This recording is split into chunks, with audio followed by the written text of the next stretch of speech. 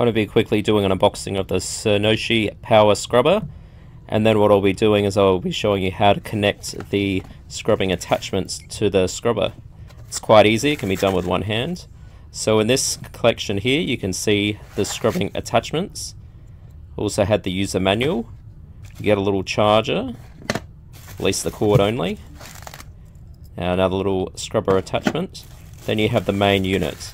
Quite light, quite easy to use.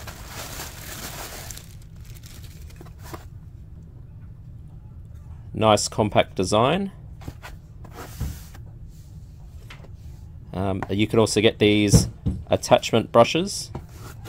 These are the cone shaped ones. They come in a 2-pack. These are the ones that I'll be showing you how to connect up in a few moments time. They all use the same fitting and design, so no matter if it's these ones or the ones that came in the box, it's the same way to connect it up. So this is how we connect the brushes up. All you have to do is line the shape up one to the other. As you can see, done with one hand, connects up super easy, not overly loud, and quite easy to use.